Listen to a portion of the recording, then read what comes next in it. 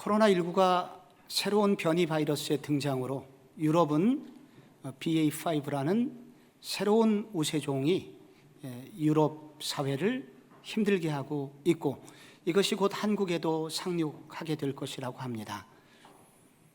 코로나19가 다 끝나지도 않았는데 한편으로 원숭이 두 창이 지금 한국에도 상륙하여 우리 모두를 긴장시키고 있습니다. 이러한 바이러스와 피부병 외에도 사실은 지나간 수십 년 동안 우리 지구촌은 특별한 자연재해로 인하여 몸살을 겪어왔습니다. 전대미문의 쓰나미라고 하는 재앙이 있었고요.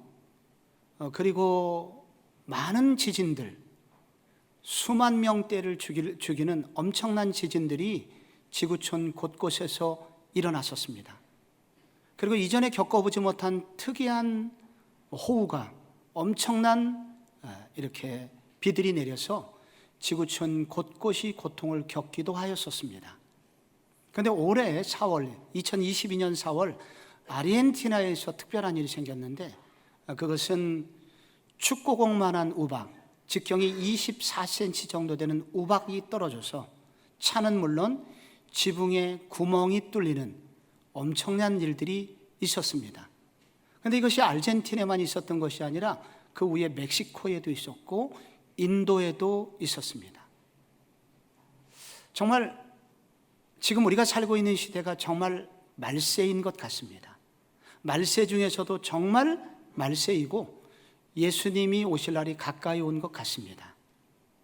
이렇게 말세에 재앙이 쉼없이 몰아닥치는 이 시대에 적어도 기독교인이라고 한다면 이 말세의 여러 재앙들을 통해서 하나님의 경고의 말씀을 들어야 함에 틀림없습니다. 이 재앙의 시대에 우리는 이 재앙을 어떻게 바라보고, 기독교인 우리는 이 재앙의 시대에 어떤 태도로 살아가야 할 것인가, 주님의 음성을 듣고자 노력해야 할 것입니다. 저희는 지나간 몇 달간 출애굽기에 나오는 10가지 재앙을 묵상해 왔습니다. 아직도 안 끝나네요. 근데 이 10가지 재앙을 우리가 피게이파가 독종 우박매를 암장하다라는 한 문장으로 우리가 이걸 외웠습니다. 피의 재앙이 나오고, 그 다음에 개구리, 이 파리, 그리고 가축의 온역과 독종과 우박과 메뚜기, 그리고 암흑과 장자의 재앙으로 이어집니다. 사랑의 하나님이라고 하시는 분이 왜 무서운 재앙을 계속해서 허락하고 계신 것일까요? 여러분, 이 출애굽기에 나오는 이 재앙은 특징이 있습니다. 먼저 갈수록 강도가 강해진다는 거예요. 그리고 두 번째 특징은 이 세 가지가 한 세트로 구성이 되어 있어서 세 번째 재앙은 경고 없이 주어집니다. 그리고 이 모든 재앙은 애굽의 우상들과 관련이 있어서 단순한 재앙이 아니라 우상을 깨뜨리는 재앙입니다. 그래서 하나님은 도장 깨기의 형식으로 재앙이 내릴 때마다 애굽의 우상 하나씩을 격파하고 계십니다. 애굽 우상의 허무함을 드러내시죠. 그런데 이 재앙이 뒤로 가면 갈수록 또 하나 특징이 있는데, 그것은 눈에 보이는 우상에서 눈에 보이지 않는 우상을 깨뜨리신다는 것입니다. 그래서 우리가 지난번 우상까지는 드러나지 않다가 이제 7번째 우상부터는 우리 눈에 보이지 않는 건강이나 돈이나 눈에 보이는 재앙이 아니라 바로와 애굽인들 속에 숨어져 있었던 우상을 들추어내시고 그 내면의 우상을 깨뜨리시고 계십니다. 그런데 이 출애굽기는 맨 처음에 누가 읽었냐면 광야 이스라엘 백성들이 읽었습니다. 그래서 이 출애굽기의 목적은 광야 이스라엘 백성들을 깨닫게 하기 위한 하나님의 말씀이었죠. 그들은 구원받아 지금 광야에 나와 있고 가나안 땅으로 가고 있는 중입니다. 그런데 왜 이렇게 재앙 얘기가 계속 나오냐면, 구원은 받았지만 그들의 내면 속에 우상을 섬기고자 하는 요소가 여전히 있었기 때문입니다. 그들은 언제든지 기회만 되면 우상을 섬길 위험성을 가지고 있었기 때문입니다. 여러분, 모세가 시내산에 올라가자마자 그들이 한 일은 무엇입니까? 금송아지를 만들어서 우상 숭배를 했죠. 그들이 가나안 땅에 들어가자마자 한 일이 뭐냐면 바알 우상을 섬겼습니다. 결국 그들은 망했습니다. 여러분, 결국 이 말씀은 오늘 우리에게 주시는 말씀입니다. 여기 계신 분들은 적어도 불상 앞에 절하지는 않을 겁니다. 미아리 점집에 가지는 않을 거예요. 그러나 이거보다 더 무서운 것이 있는데 우리 내면 속에 숨겨진 우상이라는 것입니다. 내면 속에 우상이 무엇인지 알고 그것을 제거하지 않으면 여기 애굽 사람들이나 광야에서 망했던 사람과 똑같다라고 경고를 주고 계신 것입니다. 오늘 7번째, 이 우박 재앙을 통해서 하나님이 들추어내시는 재앙은 무엇일까요? 18절에 보면은 내일 이맘때가 되면 내가 무거운 우박을 내리리니 애굽 나라가 세워진 그날부터 지금까지 그와 같은 일이 없었더라. 여기 내리다라고 하는 이 동사는 끊임없이 내리다는 것입니다. 그리고 여기 무거운 우박은 최악의 우박을 말합니다. 이 우박 앞에서 바로는, 이 무서운 자연재해 앞에서 바로는 이전과 다르게 매우 빠르게 움직입니다. 모세를 찾아갑니다. 그리고 이 재앙을 멈추어 달라고 그렇게 호소를 하고 있습니다. 이 우박 재앙을 통하여 하나님이 바로 속에 우상을 드러내시고 결국 우리 속에 있는 우상을 들추어내십니다. 그것은 무엇일까요? 그것은 통제의 우상입니다. 바로 속에 있는 이 통제의 우상을 들추어내십니다. 7번째 재앙하고 8번째 재앙에서는 바로의 내면을 지적하십니다. 겉으로 지은 죄도 크지만 바로 속에 감추어진 죄가 더욱 크다는 것입니다. 그것이 무엇일까요? 16절, 17절에 나옵니다. 내가 너를 세웠으면 나의 능력을 내게 보이고 내 이름을 온 천하에 전파되게 하였음이니라. 17절에 보면은 내가 여전히 내 백성 앞에 교만하여 그들을 보내지 아니하느냐. 여기 교만이 나옵니다. 그것도 무슨 교만입니까? 내 백성 앞에서 교만하다는 것입니다. 하나님께 교만한 것 말고 또 하나 내 백성 앞에서 교만하다는 것입니다. 이런 교만은 도대체 무엇을 의미하는 것일까요? 그것은 사람들에게 하나님 노릇을 하는 것입니다. 이스라엘 백성들을 자기 것이라고 생각하고 자기 마음대로 이용하고 학대하는 것입니다. 그리고 자기는 충분히 그럴 만한 자격이 있다고 생각하고 그리고 자기의 틀 안에 이스라엘 모든 백성을 가두는 것입니다. 그런데 독재자들 속에 이런 심리적 증상이 공통적으로 발견이 됩니다. 그들은 하나님만이 대신할 수 있는 일을 대신하고 그래서 사람들을 이용하고 학대하고 조종합니다. 이것을 통제의 우상이라고 부릅니다. 이런 사람들에게 통제를 당하는 히브리인들은 매우 고통스럽습니다. 얼마 전까지만 해도 아들이 태어나면 나일강에 던져져야 하는 비극의 삶을 살았어야 되고 지금은 집도 주지 않으면서 벽돌을 동일한 숫자로 찍어내라고 하고 수천노의 용광로 앞에서 별 대책도 없이 벽돌을 구워내도록 하여 그들은 조기에 죽었습니다. 많은 사람의 피부가 벗겨졌습니다. 그런데도 바로는 여전히 그들을 붙잡아 두고 있습니다. 내 백성을 보내라는 말씀을 거부하고 있습니다. 그때 하나님은 우박의 재앙을 내리셨고 하나님의 백성을 통제하고 조종하는 바로를 징계하시면서 너의 죄가 얼마나 악한지 보라 하면서 그의 죄를 드러내고 계십니다. 통제라고 하는 것은 좋은 것입니다. 자동차에 브레이크가 없으면 어떻게 되겠습니까? 교통질서를 준수하라고 하나님이 경찰관을 주시죠. 이런 것들이 다 좋은 겁니다. 무질서를 잡기 위해서 정부가 필요합니다. 그런데 이게 문제는 이 통제가 과도해질 때 문제가 생깁니다. 하나님께서 원래 부여하신 것을 초과하게 될 때 이것은 통제라는 우상으로 변질되게 되고 많은 사람을 아프게 하고 관계를 깨뜨리고 수많은 사람을 고통스럽게 만듭니다. 정당한 정부를 누가 뭐라고 하겠습니까? 그러나 수년 전 정권을 잡은 김정은이라는 사람의 모습을 보십시오. 회의 시간에 졸고 있다고 공산당 간부를 밖으로 끌고 가서 총사령을 시켰습니다. 모두 다 손 들었는데 손 안 들었다고 그래서 총사령을 시켰습니다. 그리고 자기의 가까운 친척 아저씨를 뜻이 다르다고 하여 그를 또한 총사령을 시켰습니다. 김정은은 모든 것을 통제해야 된다고 생각했습니다. 모든 것은 통제할 수 있다고 그는 믿고 있었던 것입니다. 통제의 우상숭배자인 것입니다. 팀 켈러 목사님이 쓰신 내가 만든 신이라는 책에 보면 이런 우상은 독재자들에게만 있는 것이 아니라 우리 모두 속에, 우리들 속에도 있을 수 있음을 말하고 있습니다. 요즘 한국 사회가 데이트 폭력 때문에 몸살을 앓고 있습니다. 얼마 전 제가 어느 블로그에 보니까 어느 남친이 여친에게 이렇게 카톡을 보냈더라고요. 오늘 어떻게 했는지, 누구를 만났는지 말 안 할 거야? 오늘 누구 만났어? 잘하고 있어? 지금 기분 나쁘거든? 빨리 사진 찍어 보내. 이게 사랑일까요? 아내가 남편에게 전화를 합니다. 남편이 전화를 못 받을 수도 있죠. 안 받았어요. 못 받았어요. 그런데 전화기를 열어보니까 수백 통의 전화가 와 있습니다. 이게 정말 관심일까요? 아들이 엄마에게 직장에서 회식이 있어서 늦는다고 할 때 안 돼, 무조건 6시까지 들어와. 회식하고 어떻게 6시까지 들어가요?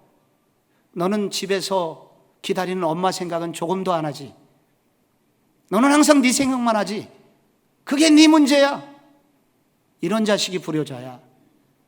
아들 생각은 1도 안 하면서 다 아들을 위한다고 말하는 엄마의 위함이 정말 아들을 위하는 것일까요?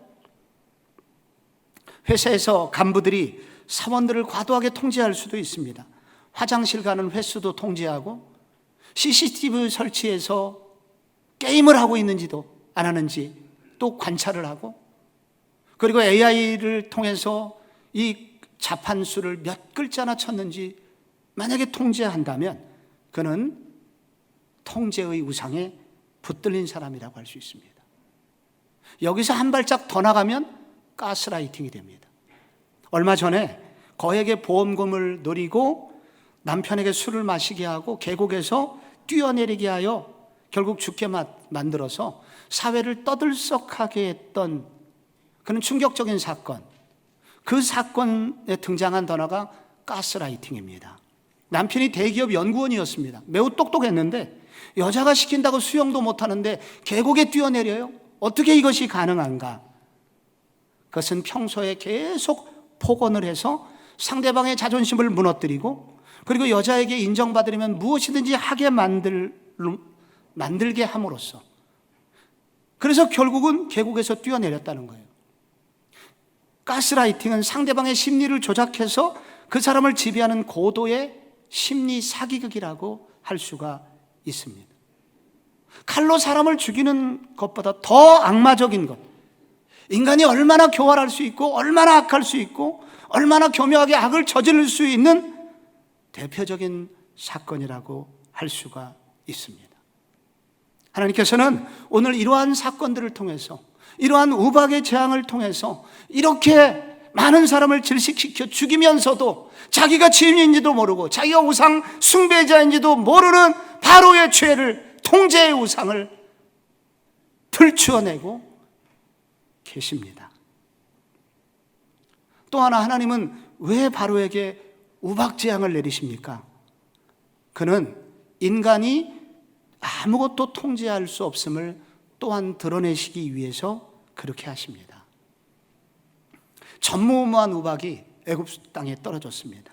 우박만 떨어진 게 아니라 천둥 번개를 동반했습니다. 마치 핵전쟁이라도 일어난 것처럼 하늘에 난리가 났습니다. 애굽 전역에 가축들이 죽어가고 있습니다. 사람들이 죽어가고 있습니다.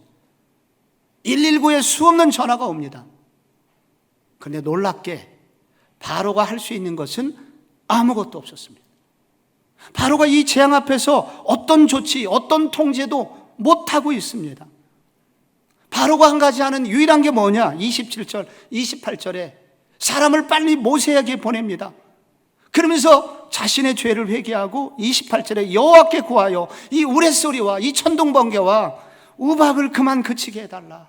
내가 이제 네 백성을 보내겠다. 제발 우리를 위해서 기도해달라고. 이 사건을 통해서 바로 속에 자기가 무엇을 통제할 수 있다고 믿는 환상, 이 착각을 사정없이 깨뜨리십니다. 여러분, 왜 바로가 이렇게 통제의 우상에 붙들려 있었을까요? 그것은 불안 때문입니다. 독재자들은 통제가 안 되면 불안해집니다. 그래서 이런 통제의 우상에 붙들린 사람들이 갖는 공통적인 감정은 불확실성에 대한 못견딤이라고 할 수가 있습니다. 무엇인가 명쾌하게 통제가 되지 않으면 불안에 떨게 되고, 스케줄대로 안 될 때 불편하고, 돌발 상황이 생기면 견디지 못하고, 이때 다른 사람들을 막 괴롭히게 됩니다. 그리고 통제하는 대로 안 따라오면 모두 적으로 만들고 비난의 대상으로 삼아 버립니다. 그런데 이렇게 통제할 수 있다고 믿었던 바로가 우박재앙이 내리자 바로가 할 수 있는 것은 아무것도 없었습니다. 불확실한 미래를 변화시킬 수 있는 능력이 그에게 조금도 없다는 사실을 드러내십니다. 바로가 이렇게 통제의 우상에 빠지게 된 또 하나의 이유는 결국 그 속에 하나님이 없었기 때문입니다. 우상은 뭘까요? 우상은 불상 앞에 절하는 것, 우상이지만 이보다 더 본질적으로 무서운 우상은 이런 것입니다. 하나님이 계셔야 하는 자리를 대신 차지하고 있는 것. 그래서 통제의 우상이 있는 사람은 자신의 의미와 가치를 하나님한테서 찾는 것이 아니라 다른 사람을 통제하는 재미로부터 찾으려고 합니다. 다른 사람을 통제할 때 자기가 하나님이 되고, 그리고 무엇인가 할 수 있는 사람이 되었구나라고 의미를 찾는 거예요. 얼마 전 베트남 부잣집에서 이런 일이 생겼습니다. 아버지는 자수성가한 부자였고 어머니는 특목고, 아들은 특목고 재학생이었습니다. 그런데 아들 방에 CCTV를 설치해 놓고 아들을 시간대별로 체크합니다. 그리고 어느 날 숙제가 좀 늦어지게 되었는데 그 아들을 붙들어 놓고 사정없이 꾸짖습니다. 그때 아들이 우울한 표정으로 베란다 앞으로 갑니다. 그리고 아버지 거기 책상 위에 서는 노트 위에 메모 좀 읽어보라고. 그거 읽는 사이에 이 아들이 뛰어내렸습니다. 그 메모에 이렇게 쓰여 있었다고 합니다. 인생은 정말 힘이 듭니다. 제가 지금부터 하는 행동은 충동적으로 하는 행동이 아닙니다. 저는 오랫동안 생각해 왔습니다. 이제는 사람답게 살고 싶습니다. 그리고 뛰어내리게 된 것입니다. 여러분, 그 아버지가 믿고 있는 신이 있습니다. 이렇게 살아야 인생은 성공하는 거예요. 내가 이렇게 살아서 성공했어. 그러니까 너도 그렇게 살아야 돼. 다 너를 위해서 그런 거야. 그런데 결국 아버지는 그 사건을 통해서 자기가 할 수 있는 일이 아무것도 없었다는 사실을 그는 깨닫게 됩니다. 기독교 윤리학자 라이놀드 리버, 이 사람이 이런 얘기를 했습니다. 인간은 불안정해서 자기는 한계가 없는 사람인 척하고 다른 사람을 통제함으로 불안감을 극복하려고 하지만 인생 항로 95%는 인간이 통제할 수 없는 것입니다. 태어나는 시대와 장소, 부모와 가족, 어린 시절 성장 배경, 신체적 특징, 타고난 재능, 간단히 말해서 우리가 가진 모든 것은 하나님한테 받은 것입니다. 우리는 무한한 조물주가 아니라 한계를 지니고 있는 의존하는 피조물일 따름입니다. 라고 그는 요약을 했습니다. 말컴 글래드월이라고 하는 1만 시간의 법칙이나 이런 책을 쓰신 분, 아웃라이더의 책에 보면은 우리의 성공 대부분은 환경 때문이지 우리가 할 수 있는 것은 의외로 많지 않다. 많은 사람을 연구한 결과 그는 그렇게 말을 합니다. 키가 160cm밖에 안 되는 학생에게, 청년에게 훌륭한 농구 선수가 되라. 이거는 너무 무리한 요구죠. 만약에 우리가 아프리카 오지에 태어났거나 북한의 가난한 변방에서 태어났다면 아무리 내가 결심하고 열심히 산다고 하더라도 무엇을 할 수 있겠습니까? 우리가 할 수 있는 것은 그렇게 많지 않습니다. 프로야구 최고의 타자 이정우가 조선시대에 태어났다면 그가 무엇을 할 수 있겠습니까? 장작이나 열심히 패겠죠. 무엇을 더 할 수 있단 말입니까? 페이스북을 만들었던 수십조 원의 부자 저커버그가 100년 전에 태어났다면 그가 무엇을 할 수 있겠습니까? 일본 보수의 심장 아베가 충격적으로 죽었습니다. 여러분, 세계 최고의 경제대국이고 9년 동안이나 정권을 잡은 대권력자도 자신의 삶을 통제할 수는 없었습니다. 우리 인간이 할 수 있는 것은 많지 않다는 거예요. 우리가 할 수 있는 거, 우리가 따지고 오면 우리 돌이켜서 우리 삶을 돌아볼 때 우리 인간이 할 수 있는 것은 그렇게 많지 않아요. 하나님은 이런 재앙을 통해서 우리가 얼마나 연약한 존재인지, 우리 스스로 할 수 있는 것들이 많지 않다는 것을 드러내고 계신다는 것입니다.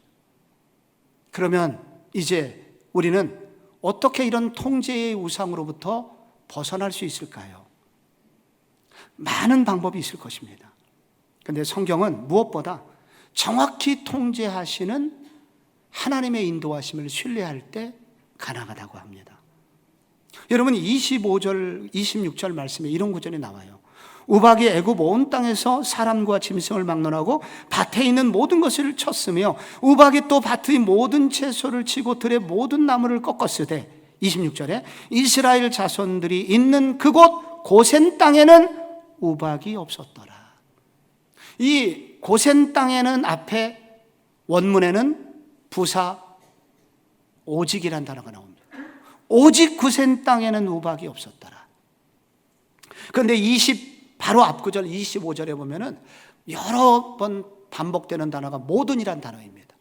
모든, 여기 채소, 모든 들의 나무들, 이런 것들이 다 죽었다는 거예요. 이걸 대조라고 하죠. 25절에 모든이 나오고 26절에는 오직이 나옵니다. 하나님은 오직 고센 땅은 보호를 해주셨습니다. 무슨 얘기입니까? 정밀 타격을 했다는 겁니다. 초고고도 미사일로 정밀 타격을 하듯이 하나님께서는 이 진노와 분노 중에도 진노하실 일과 하시면 안 되는 일을 정확히 통제하고 계시는 분이시라는 것입니다.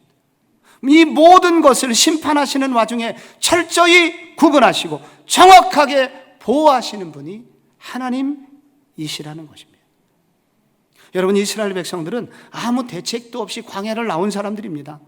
홍해를 건너는 기적을 체험하긴 했지만은 그것은 그때뿐이었고, 광야에 그들이 먹을 것이 있었습니까?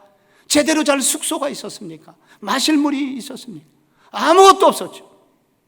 여러분, 그런데 40년이 지났을 때 여러분, 모세가 요단강 건너편에서 이스라엘 백성들에게 했던 유명한 설교가 나옵니다. 신명기 8장 4절에 이런 고백을 하죠. 이 40년 동안에 내 의복이 헤어지지 아니하였고 내 발이 부르트지 아니하였느니라. 내 하나님 여호와께서 너를 아름다운 땅에 이르게 하시나니 내가 먹어서 배부르고 내 하나님 여호와께서 옥토를 내게 주셨으므로 말미암아 그를 찬송하리라. 40년 동안 조금도 부족함이 없었다는 거예요. 하나님께서는 이스라엘 백성들이 상상할 수 없는 방법으로 광야에서 이스라엘 백성들을 이끄셨습니다. 낮에는 구름 기둥으로, 그러니까 이 광야가, 이 사막 같은 기후에서 하나님은 그늘과 에어컨을 옆에 세우셔서 그들로 그 길을 걷게 하셨고, 밤에는 불기둥으로 경동 보일러보다 더 좋은 보일러를 수십만 대를 설치해 주심으로 그들이 얼어 죽지 않게 하셨다는 거예요. 물이 없을 때 삼다수를 광야에 샘을 내셨고, 먹을 것이 없을 때 하늘에서 만나를 내려주셨고, 단백질이 없을 때 통풍을 불게 하셔서 메추라기를 떨어뜨리심으로 그들로 하여금 건강을 유지하게 하셨다는 것입니다. 그들은 단벌 신사들이었습니다. 옷이 하나밖에 없었는데 신기하게도 40년 동안 입어도 헤어지질 않았습니다. 도대체 그 옷은 무슨 옷일까요? 기적의 옷입니다. 하나님은 내가 통제할 수 없는 세상에, 내가 할 수 있는 것이 아무것도 없는 광야에 나를 내보내신 것만이 아니라 모든 것을 통제하셔서 정확하게, 정밀하게 이스라엘 백성들을 인도하고 계셨던 것입니다. 그러므로 이 말씀이 우리에게 도전하는 것입니다. 통제할 수 있는 것이 없는 이 세상에서 정확히 이 세상을 통제하고 계신 분이 계시다. 그런데 그 통제하시는 그 하나님이 내 삶에 관심을 가지시고 내 삶을 지금 보호하시고 인도하고 계시고 결국은 축복을 주시려고 작정하셔서 가나안 땅으로 인도하고 계시다. 이럴 때, 이 하나님을 만날 때 우리는 통제의 우상으로부터 벗어날 수 있고 율법의 사람이 아니라 마음이 따뜻한 사람이 될 수가 있습니다. 내일 흑일도 단기 선교팀이 떠납니다. 저는 해마다 지금 이 아이들을 수련회 보내거나 단기 선교팀을 보낼 때마다 자동적으로 제 머릿속에 1995년 서산 앞에 대산면 건너편에 있는 섬으로 제가 중고등부 아이들 수련회를 데리고 갔던 그 일이 반복적으로 기억이 납니다. 워낙 은혜를 많이 받아서 제가 성도님들에게도 한 번 정도는 이 고백을 한 적도 있을 것입니다. 그 섬에는 교회가 하나 있고 그 교회는 마을의 중간에 있었습니다. 그런데 중고등부 수련의 가장 중요한 것은 마지막 날 설교가 끝난 다음에 2시간 기도회에 있습니다. 그때 성령을 받느냐 못 받느냐에 따라서 아이들의 신앙의 미래가 달려 있었기 때문에 그 시간은 사생결단의 시간이었는데 그 교회 목사님이 제게 이런 부탁을 하십니다. 그때 전도사였으니까, 전도사님, 저희 마을 사람들은 9시에 잠을 자야 새벽 4시에 일어날 수 있고 그래야 조개를 캐올 수 있습니다. 만약에 밤늦게까지 고성을 지르면 저는 이 섬에서 더 이상 목회를 할 수가 없습니다. 부탁드립니다. 너무 고민이 됐습니다. 마지막 날 그게 제일 중요한데 마음껏 기도할 수 없다는 것이 제게는 너무 큰 스트레스였습니다. 그런데 놀랍게 제가 마지막 날 설교를 마치고 기도회를 인도를 하다가 깜빡 목사님의 말씀을 잊어버렸습니다. 그리고 나서 막 열심히 기도하고 눈 뜨고 보니까 12시가 된 거예요. 저 뒤에서 목사님이 저를 향하여 걸어오기 시작했습니다. 이제는 끝났구나. 욕먹을 생각을 하고 긴장을 하고 있는데 목사님이 놀라운 고백을 하셨습니다.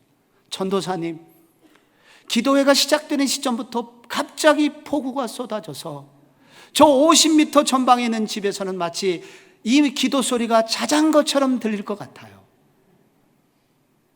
그래서 저는 살아났고, 그리고 그 얘기를 제가 중고등부 학생들한테 이런 역사를 행해 주셨다고 하니까 아이들이 다시 불이 붙어갖고 새벽 2시까지, 새벽 3시까지 기도줄을 잡고 기도를 할 수 있었습니다. 하나님은 어떤 분이십니까? 정밀 타격의 천재이십니다. 하나님은 어떻게 인도하십니까? 하나님의 사람들을 정확하게 인도하신다는 것입니다. 여호와는 나의 목자시니 내게 부족함이 없으리로다. 있을까 말까가 아니라 우리의 정확한 목자가 되신 그분이 우리의 삶을 인도하고 계세요. 이 주님이 우리 주님이세요. 이 주님을 만나고 신뢰하고 이 주님의 통제를 받는 자들은 행복한 자들입니다. 어떻게 통제의 우상에서 벗어날 수 있을까요? 마지막으로 통제의 자리에서 섬김의 자리로 내려오신 그분을 만나야 됩니다. 여러분, 마지막 절에 보면 바로가 비와 우박, 우레소리가 그친 것을 보고 다시 마음이 완악해졌습니다.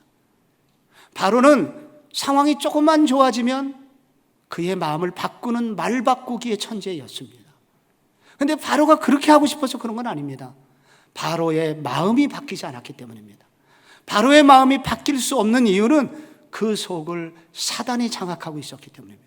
마귀가 바로의 마음을 장악하고 있었기 때문에 바로도 다시 옛날로 돌아가게 됩니다.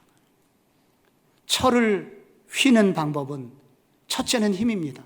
그러나 힘으로 철봉을 휘면 그 철봉은 힘을 놨을 때 다시 옛날로 돌아갑니다. 정말 이 철을 휘게 하려면 열을 가하면 됩니다. 그 열을 뜨겁게 가하여 그 속에 화학적 반응을 일으키게 하여 그 속이 변하게 되면 철이 휘어지듯이 사람이 겉모습만 바뀌어서는 절대 바뀌지 않습니다. 통제를 해서는 바뀌지 않습니다. 분위기를 바꾼다고 바뀌는 것이 아닙니다. 그 속이 바뀌어야 됩니다. 내면이 바뀌어야 됩니다. 내면이 새로워져야 됩니다. 그럼 어떻게 바뀔 수 있겠습니까? 박사학위 7개쯤 받은 것으로 여겨졌던 천재적인 신약의 인물이 나옵니다. 자기 뜻대로 안 되면 견딜 수 없는 통제를 우상으로 섬겼던 한 사람이 나옵니다. 자기가 믿는 율법 때문에 사람들을 죽이기도 하고 감옥에 쳐넣기도 하는데 조금도 눈 하나 깜짝하지 않는 독종한 사람이 신약에 나옵니다. 그는 누구일까요? 바울이라는 사람입니다. 근데 그러던 그 바울이 어느 날 변화되어 사도가 되었고 복음의 증인이 되었습니다. 그러다가 교회를 세우고 특히 고린도 교회를 세웠는데 거기에 교만한 사람들이 많이 있었고 바울을 향하여 거짓 사도라고 공격을 해댔습니다. 그런 바울에게서 놀라운 고백이 나옵니다. 고린도전서 4장 8절에 참으로 너희들 교인들이죠. 너희가 왕이 되기를 바라노라. 내가 생각하건대 하나님이 사도인 우리를 죽이기로 작정된 자같이 끄트머리에 두셨음에 우리는 세계 곧 천사와 사람에게 구경거리가 되었도다. 우리는 그리스도 때문에 어리석으나 너희는 그리스도 안에서 지혜롭고 우리는 약하나 너희는 강하고 너희는 존귀하나 우리는 비천하여 바로 이 시각까지 우리가 줄이고 목마르며 헐벗고 매맞으며 정처가 없고 또 수고하여 친히 손으로 일을 하며 모욕을 당한 즉 축복하고 박해를 받은 즉 참고 비방을 받은 즉 권면하니 우리가 지금까지 세상의 더러운 것과 만물의 찌꺼기 같이 되었도다. 나는 음식물 쓰레기처럼 되었다. 너희들이 존귀해 줄 수 있다면, 너희들이 정말로 하나님의 사람으로 바뀔 수 있다면 나는 음식물 쓰레기가 되어도 좋소 라고 이렇게 바울이 바뀌었던 것입니다. 무엇이 바울을 이렇게 바꿨나요? 무엇이 이 바울을 그 완고하고 통제의 우상으로 찌들었던 그가 어떻게 이렇게 사랑의 사람이 되었습니까? 다른 사람을 섬기는 사람이 되었습니까? 이유는 딱 한 가지. 하늘의 왕자의 자리를 버리시고 이 땅의 섬김의 종으로 오신 한 분을 만났기 때문입니다. 그분의 사랑을 받았기 때문입니다. 그날도 다메섹으로 가던 그 길목에서 그 길을 통과하여 사람들을 잡아 죽이려고 찾아가던 그에게 호련히 밝은 빛으로 찾아오셨고 그리고 그에게 네가 핍박하는 나사렛 예수라고 자기를 소개하시면서 나는 열방을 구원하기 위해서 너를 나의 종으로 나의 사도로 삼기를 원한다고 꿈을 펼치셨던 그분의 그 사랑, 그 방문과 그 사랑을 받은 이후에 그는 이렇게 달라지게 되었습니다. 바울이 늘 사랑하던 구절이 빌립보서 2장 5절입니다. 너희 안에 이 마음을 품으라 곧 그리스도 예수의 마음이니 그는 근본 하나님의 본체시나 하나님과 동등됨을 취할 것으로 여기지 아니하신 분이시다. 그 주님을 만나자 그는 달라졌고 그의 내면이 바뀌자 그는 어떤 상황에서도 어디를 가든지 섬김의 사람이 되었습니다. 통제의 사람에서 다른 사람에게 기쁨을 주고 소망을 주고 진정한 생명을 주는 사람이 되었습니다. 그가 진짜 한 분, 통제의 자리를 버리고 섬김의 종으로 이 땅에 오신 예수님을 만났기 때문입니다. 미국의 유명한 기독교 교육학자 하워드 핸드릭스라는 사람이 있습니다. 어느 날 그가 비행기를 타고 집으로 돌아오는데 그날따라 아이들이 거기에 어린아이들이 많이 탔고 칭얼대고 울고 끊임없는 그런 울음소리가 비행기에 계속되자 승객들은 짜증이 올라가고 있었습니다. 그런데 그날따라 기류가 또 심해서 기내식도 제공되지 않았습니다. 청중들은 화가 나 있었습니다. 그런데 그때마다 조금도 눈 하나 찡그리지 않고 기쁨으로 고객들을 섬기는 승무원이 있었습니다. 감동이 되었고 내릴 때가 되어 핸드릭스가 승무원에게 이렇게 말을 했습니다. 당신 같은 사람을 고용한 이 항공사는 참 복을 받은 곳입니다. 그러자 그 여승무원이 이렇게 말했습니다. 저는 이 항공사를 위해서 이러지 않습니다. 그럼 독립 스튜어디스 연맹에서 일하시는 분입니까? 아닙니다. 저는 예수님을 위해서 일합니다. 다만 이 회사는 제게 월급을 줄 뿐이죠.